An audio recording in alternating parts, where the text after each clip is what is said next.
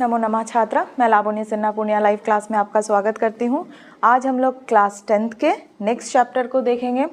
हम लोगों का ऑलमोस्ट टेक्स्ट बुक समाप्त होने वाला है। इसके बाद शायद एक लास्ट चैप्टर बचेगा आप लोगों का। तो हमारा टॉपिक है विश्व शांति, यानी विश्व की शांति। क्या अर्थ है विश्व की शांति से? विश्व शांति अगर सब चैप्टर का नाम है तो विश्व शांति का अर्थ क्या होता है? विश्व की शांति, विश्व यानी पूरा संसार, पूरा आपका ये। पहले हम लोग पाठ का परिचय देख लेते हैं कि परिचय क्या है। आज विश्व भर में विभिन्न प्रकार के विवाद छिड़े हुए हैं। स्वाभाविक बात है, अभी आप लोग अगर बोलोगे आज का करंट विश्व से रिलेटेड विवाद जो है वो किस देश में हो रहा है, अगर आपको न्यूज़ पता है तो फिलहाल अभी अशांति का माहौल नेपाल देश में है। किस लिए है, क्यों है, आपको पता होना चाहिए क्योंकि न्यूज़ में भी आ रहा है। तो यहाँ क्या बोल रहा है, विभिन्न प्रकार के विवाद छिड़े हुए हैं। विवाद यानी बहुत सारे विवादों से छिड़ा हुआ है, जिस देशों में आंतरिक और बाह्य अशांति फैली हुई है। आंतरिक यानी किसी देश में अगर किसी प्रकार का विवाद होता है तो उससे उस देश के अंदर तो दिक्कतें आती ही हैं, साथ ही साथ उस देश के अगल बगल के पड़ोसी देशों में भी अशांति फैली हुई रहती है। यानी सिर्फ एक देश में अगर किसी प्रकार का विवाद हो तो वह सिर्फ अपने ही देश में दिक्कतें नहीं लाती है, बल्कि आसपास के देशों में भी आपका अशांति फैलती है। सीमा यानी किसी भी देश का बॉर्डर, यानी एक देश दूसरे देश के बीच का सीमा, नदी, जल, धर्म, दल इत्यादि को लेकर स्वार्थ प्रेरित होकर असहनीयता होती है। यानी विवाद सिर्फ बहुत प्रकार के होते हैं। कभी कभी जल को लेकर होता है, कभी कभी सीमाओं को लेकर होता है, कभी कभी धर्म को लेकर होता है और कभी कभी तो समुदाय यानी दलों को भी लेकर होता है। इसमें अशांति का वातावरण बना हुआ रहता है। यानी इससे जो लोग इस तरह की हरकतें करते हैं उससे क्या होता है, पूरे देश में उसका क्या असर होता है, अशांति का माहौल बना रहता है। इस समस्या को उठाकर इसके निवारण के लिए इस पाठ में वर्तमान स्थिति के रूप में बताया गया है। यानी इस पाठ में यही बताया गया है कि विश्व में किस प्रकार के विवाद हैं, उनकी शांति के लिए क्या करना चाहिए, जो नॉर्मल है, हर देश में होता है। तो अब आते हैं हमारे पाठ की ओर। आपको सिर्फ अभी पाठ को अच्छे से सुनना है और अर्थ को समझना है। पाठ में आते हैं। पाठे अस्मिन् संसारे वर्तमानस्य अशांति वातावरणस्य चित्रणं तस्य माध्यो उपाश्च निरूपितो। यानी पाठे अस्मिन् यानी इस पाठ में, अस्मिन् पाठे इस पाठ में, संसारे संसार में, इस पाठ में क्या बताया गया है, वर्तमानस्य वर्तमान संसार में यानी अभी के, आज के दिन, आज के ज़माने का, आज का वर्तमान समय का संसार में अशांति वातावरणस्य, अशांति वातावरण यानी हमारे देश में या बाहर के देशों में, विश्व में जो अशांति का माहौल फैला हुआ है उसका चित्रण यानी उसका वर्णन, और तस्य माध्ययो उपाश्च और समाधान का निरूपण, यानी वह उस समस्या का जो समाधान, यानी अगर कोई समस्या है तो उसके समाधान भी होते हैं, समाधान का निरूपण बताया गया है। देशेषु देशों में आंतरिक ही बाह्य चह अशांति वर्तते। देशों में आंतरिकी यानी अंदर का और बाह्य बाहर का अशांति है। देशों में आंतरिकी और बाह्य चह अशांति वर्तते। देशों में आंतरिक और बाह्य क्या होता है, बाह्य अशांति होता है। तामुपेक्ष्य न कश्चित् स्वजीवनम नेतुं समर्था। हर कोई अपने जीवन को जीने में असमर्थ होता है, यानी आम जनता भी इससे क्या होते हैं, प्रभावित होते हैं। वो नॉर्मली जीवन व्यतीत नहीं कर पाते हैं, असमर्थ होते हैं अपना नॉर्मल जीवन जीने के लिए भी। अब आगे आते हैं। सेयम अशांति ही सर्वभौमिक ही वर्तते इति दुःखस्य विषय। सेयम पूरे विश्व में, यानी यहाँ पर इस चैप्टर में विश्व के विषय में ही बताया गया, तो पूरे विश्व में अशांति का सार्वभौमिक ही वर्तते, सभी ओर फैला हुआ है। यानी आजकल आज के समय में यह पूरे ही विश्व का यह फैला हुआ अशांति है, फैला हुआ है। इति दुखस्य विषय, यह बहुत दुख का विषय है। यानी यहाँ कह रहा है कि यह बहुत ही दुख का विषय है कि आज समाज में, पूरे विश्व में अशांति का माहौल फैला हुआ है। सर्वे जना, सभी लोग, चिंतयति, चिंता करते हैं यानी सोचते हैं, ठीक है, सभी लोग सोचते हैं। अशांतः चिंतयति सति, यानी सभी लोग इसी विषय में सोचते हैं, अशांति के विषय में। संसारे तन्वातावरणाय प्रयास क्रियन्ते, संसार में इसके निवारण के लिए, यानी जो समस्या है, अशांति है, इसके निवारण के लिए, ठीक है, प्रयासः क्रियन्ते, अनेक प्रकार के प्रयास किए जा रहे हैं, प्रयास कर रहे हैं। नेक्स्ट हमारा वर्तमान ने, हमने यह पाठ को छोटे छोटे पैराग्राफ में किया हुआ है ताकि आपको समझने में कोई दिक्कत ना हो। अब आता है हमारा नेक्स्ट पैराग्राफ। वर्तमाने, वर्तमान में, संसार में, प्रायः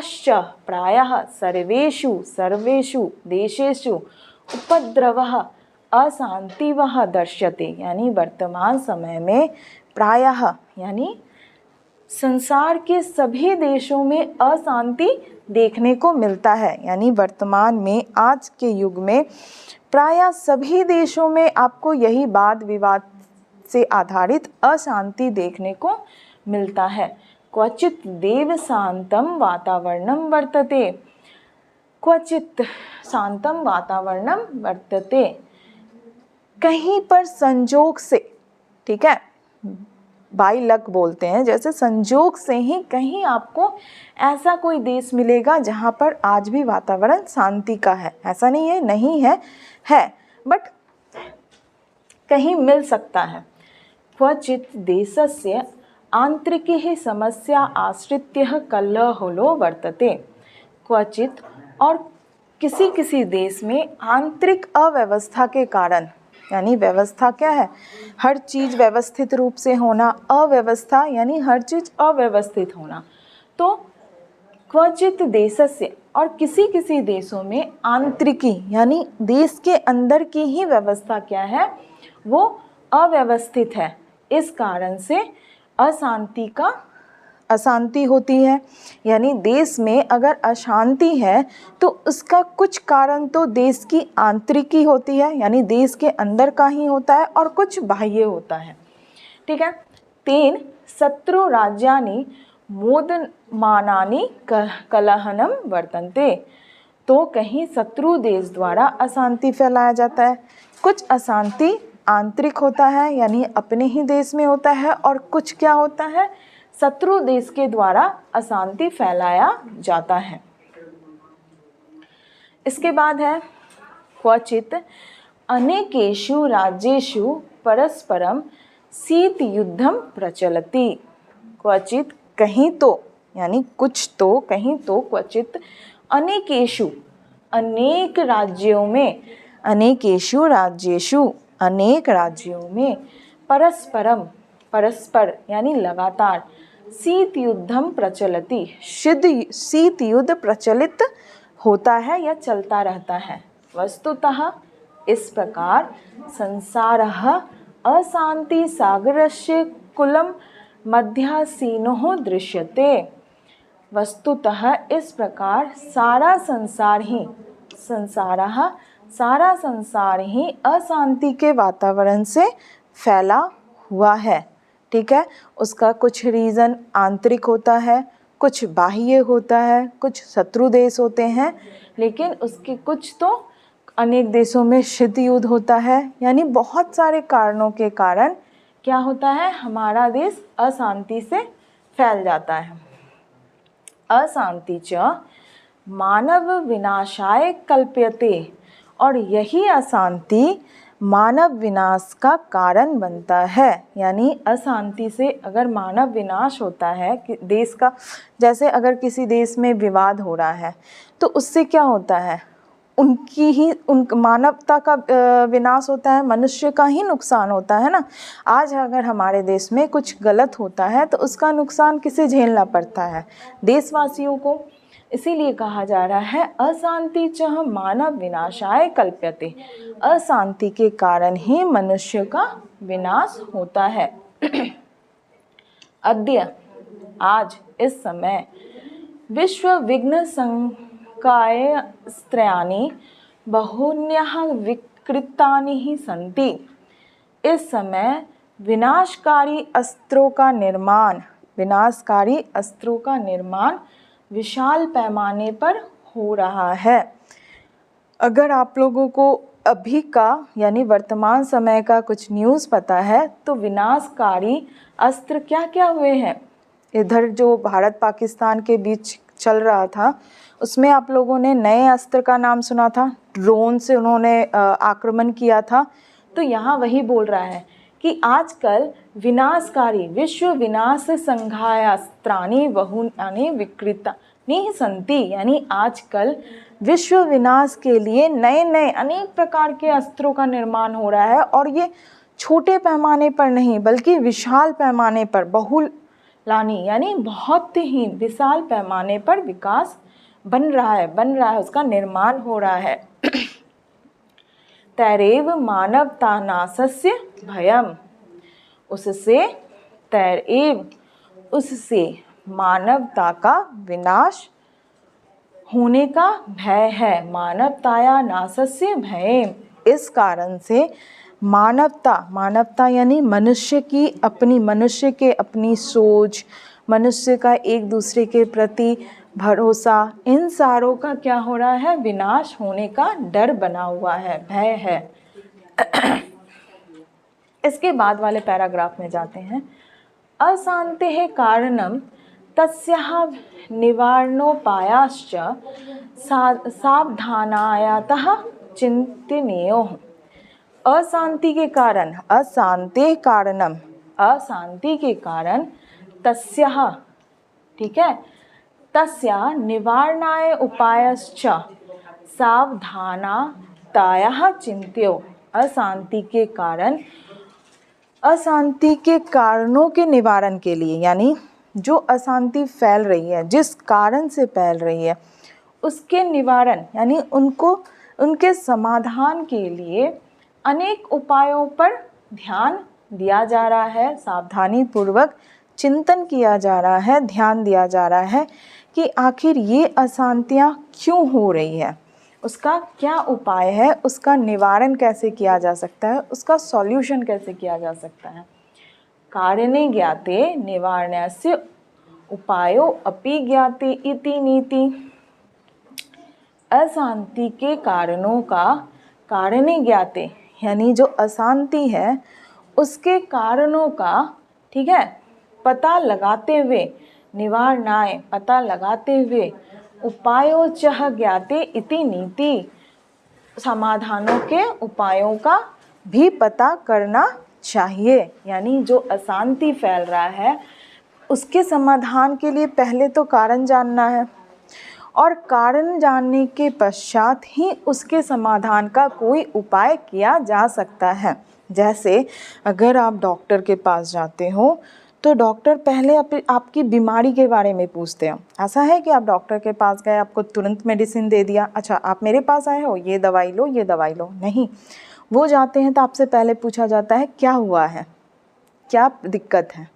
तो यानी वो पहले हमारे प्रॉब्लम्स को सुनते हैं, यानी हमारे अंदर क्या समस्या है उसको जानते हैं, फिर उसका निवारण करते हैं, उसका समाधान करने का उपाय सोचते हैं। अगला, वस्तुतः द्वेषः असहिष्णुता च अशांते कारणद्वयम्।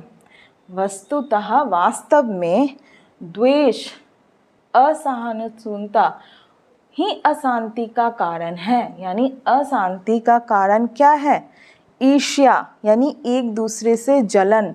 हमें क्या है, आज के ज़माने में लोगों को एक दूसरे से जलन होता है, ईर्ष्या होती है, द्वेष होता है, वह है हमारे अशांति का कारण। और साथ ही साथ असहनशीलता, यानी हमें गुस्सा बहुत जल्दी आता है। अगर कोई कुछ बोल दे तो हमारे अंदर सहन करने की क्षमता इतनी कम है कि हमें तुरंत गुस्सा आएगा। तो यही कारण है मुख्यतः हमारे अशांति का।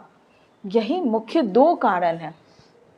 कारणम द्वयम, वस्तुतः वास्तव में द्वेष यानी ईर्ष्या और असहनशीलता ही दो कारण है अशांति का। यानी चाहे वो देश का हो, अपने अंदर का हो, हमारे अंदर भी अगर अशांति है तो उसका बस यही कारण है कि हम बहुत जल्दी गुस्सा करते हैं किसी बात पर, या फिर हमारे अंदर किसी के प्रति ईर्ष्या भाव है, तो हमारे अंदर अशांति है। एको देशा अपरस्य उत्कर्षः दृष्ट्वा द्वेष्टि। एक देश अपरस्य यानी दूसरे देश, एक देश दूसरे देश की उत्कर्षा उन्नति सक्सेस, ठीक है, दृष्ट्वा देखकर, अथवा तस्य देशस्य उत्कृष्ट नाशाय निरंतरम प्रयते, यानी एक देश दूसरे देश की उन्नति, ठीक है, और उसके विकास को देखकर ईर्ष्या करती है, यानी उसके अंदर द्वेष्टि यानी ईर्ष्या करती है एक देश दूसरे देश के विकास और उन्नति को देखकर। निरंतर यानी लगातार, हमेशा, यानी कहते हैं ना, अगर आपके दोस्त का अगर उसमें ज़्यादा, और आज के ज़माने का हो गया है कि बगल वाला अगर कुछ अच्छा कर रहा है तो हमारे अंदर ईर्ष्या भाव उत्पन्न होता है, यानी हम जलते हैं उसके विकास से। द्वेषः एव असहानुतः जायन्ति, द्वेषः एव असहानुतः जायन्ति, और उस देश को हानि पहुंचाने का हम लोग क्या करते हैं, यहाँ पर है तस्य देशस्य उत्कृष्ट नाशाय, और उस देश का, यानी हम जिस देश से जलते हैं, जिस देश की उन्नति से जलते हैं, उसके विकास को नाश करने के लिए, नाश करने के लिए लगातार प्रयास करते हैं, यानी वो किसी तरह विफल हो जाए, उसका सक्सेस नहीं हो, वो उन्नति नहीं करे।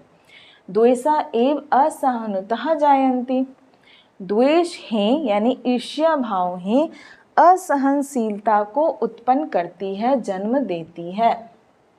इमो द्वेषो परस्परम वौरमुत्पादयतः, इमो देशो, इन दोनों द्वेषों के कारण ही शत्रुता, वैरम मतलब शत्रु, उत्पादयतः उत्पन्न होती है, यानी ईर्ष्या भाव और असहनशीलता ही आपस में एक दूसरे के प्रति शत्रुता को उत्पन्न करती है, जन्म देती है। स्वार्थाश्च वैरम प्रबंधयति, स्वार्थश्च, स्वार्थ क्या होता है, सेल्फिश होना, यानी सिर्फ अपने बारे में सोचना, ठीक है, सिर्फ अपने लाभ। जैसे अगर कोई कुछ बोलता है तो इससे क्या, मेरा क्या फ़ायदा।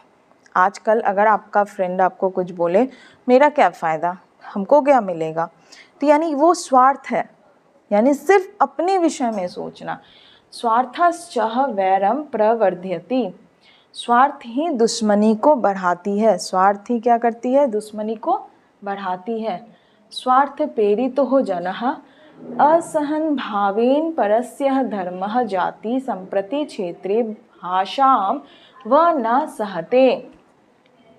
स्वार्थ से ही स्वार्थ प्रेरितो जना, स्वार्थ से अंधा यानी स्वार्थी इंसान, स्वार्थ से प्रेरित लोग, जना असहन भावेन, ठीक है, से प्रेरित लोग अहंकारवश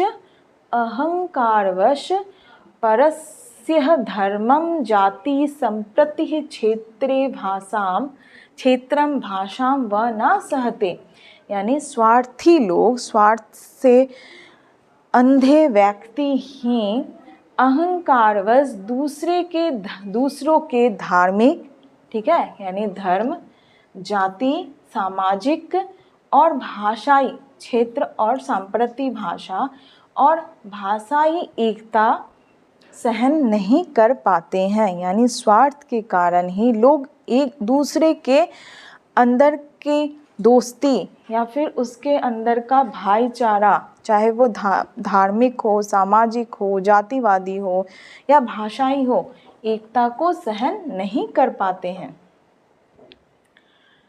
आत्मन एव सर्वमोत्कृष्टम इति मन्यते। आत्मनम एव, वह निजी विकास, यानी सिर्फ अपने बारे में सोचते हैं। स्वार्थी लोगों का स्वभाव क्या होता है? सिर्फ अपने विकास के बारे में सोचना, मेरा अच्छा हो, मुझे मिले, मेरे पास रहे, मैं सक्सेस करूं सिर्फ, यानी उनके डिक्शनरी में मैं, मुझे, मेरा, मेरे लिए सिर्फ यही लाइन रहता है। यानी स्वार्थी लोग हमेशा निजी विकास यानी अपने विकास के लिए ही सोचते हैं। इस राजनीतिज्ञ चाह अत्र विशेषण प्रेरक, इस निकृष्ट को, ठीक है,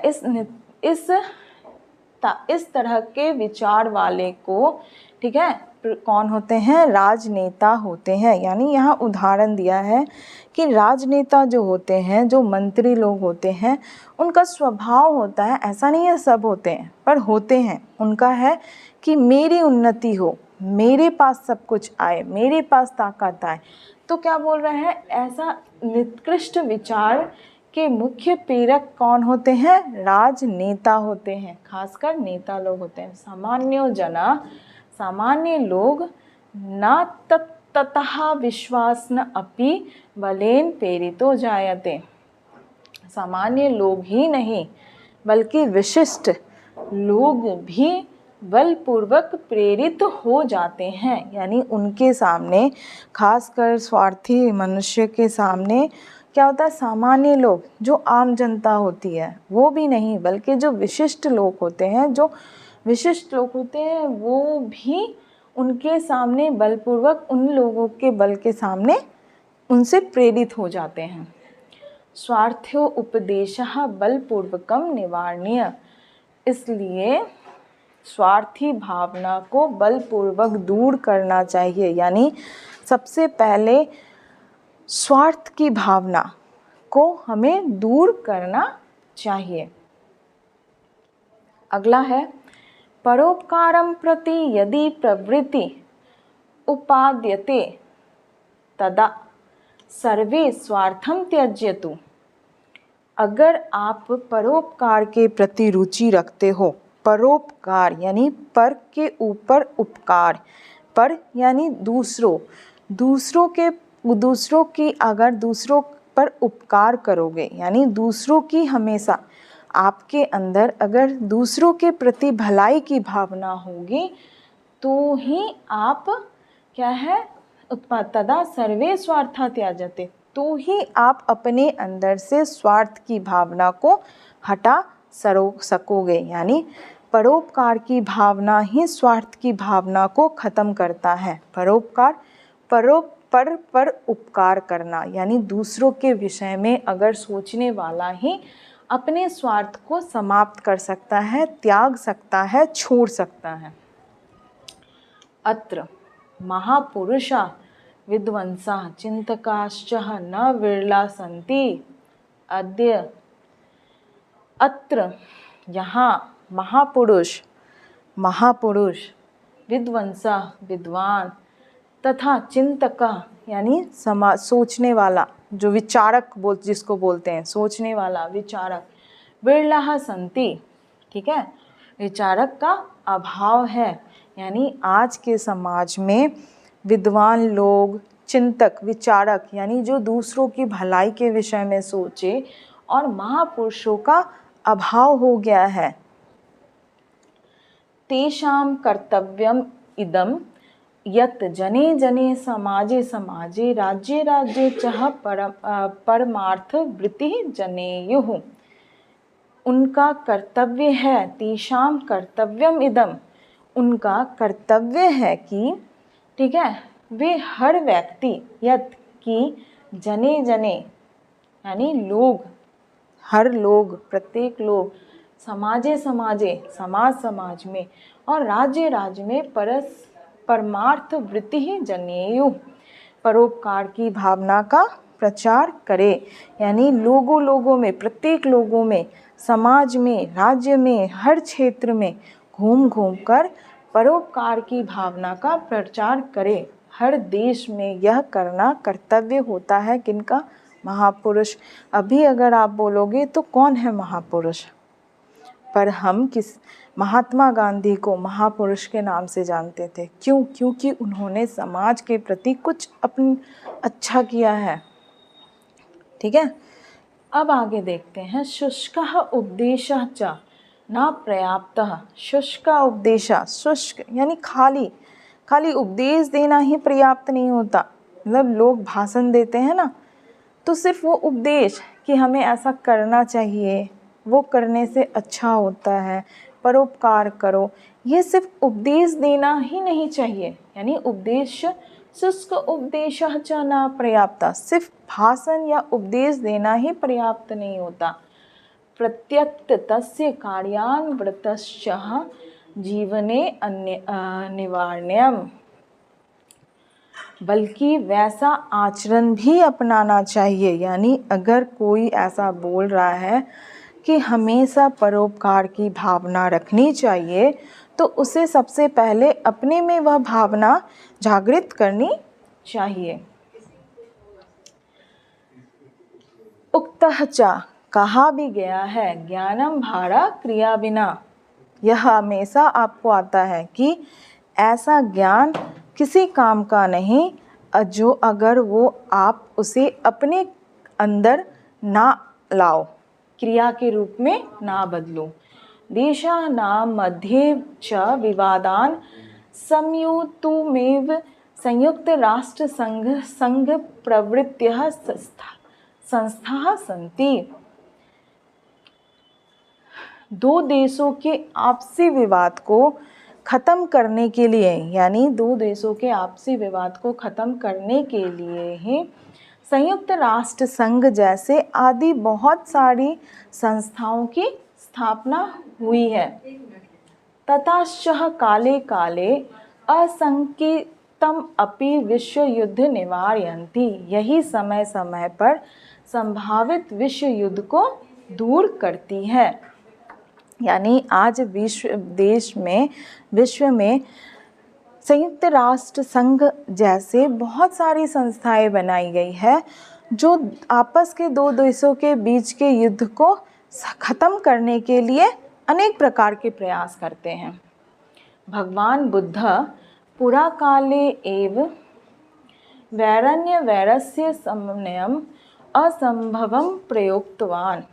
प्राचीन काल से ही भगवान बुद्ध ने कहा था, दुश्मनी से दुश्मनी को ख़त्म करना असंभव है। यानी कोई भी दुश्मन को ख़त्म नहीं कर सकता।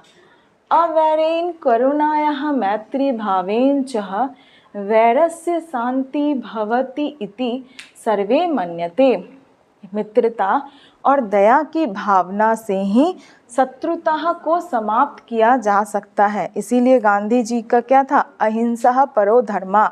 यानी आप किसी से झगड़ा करके वो झगड़ा ख़त्म नहीं कर सकते हो, बल्कि शांति से और मित्र भाव से ही किसी दुश्मनी को ख़त्म किया जा सकता है। भारतीय नीतिकारा सत्यम एव उद्योप्यन्ते। भारतीय नीतिज्ञों ने भी सत्य ही कहा है। क्या सत्य कहा है? कि दुश्मनी को दुश्मनी से समाप्त नहीं किया जा सकता।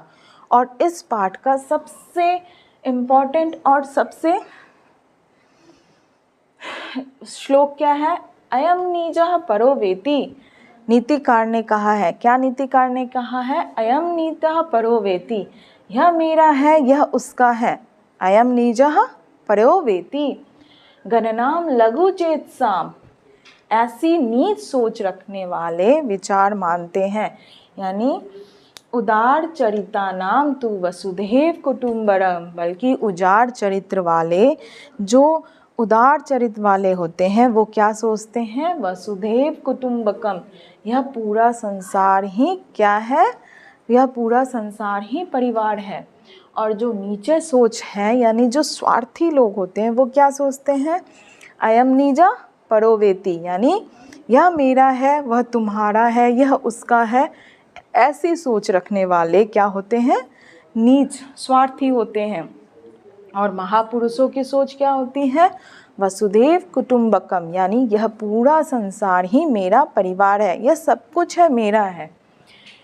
परपीडनम आत्मनाशस्य जायते, दूसरों को कष्ट पहुंचाने से आपका ही नुकसान होता है। परोपकाराश्च शांति कारणम भवति, और दूसरों को सहयोग पहुंचाना, दूसरों की भलाई करने से आपको शांति मिलता है। अद्यापि परस्य देशस्य संकट काले अन्य देशः सहायता राशि सामग्री च प्रेषयन्ति इति विश्वशान्ते सूर्योदय दृश्यते। यद्यपि आज भी किसी दूसरे देश में, परस्य देशस्य, किसी दूसरे देश में संकट काल होने पर अन्य देश से अन्य देश के लोग सहायता राशि और सामग्री पहुंचाते हैं ताकि विश्व शांति का सूर्योदय, विश्व शांति हमेशा बना रहे। यह आपके चैप्टर का हिंदी अर्थ था। इस चैप्टर को आप अच्छे से पढ़ो ताकि उसके अर्थ को अच्छे से समझो और इस चैप्टर से रिलेटेड जो भी प्रश्न आए उसे आप सॉल्व कर सको।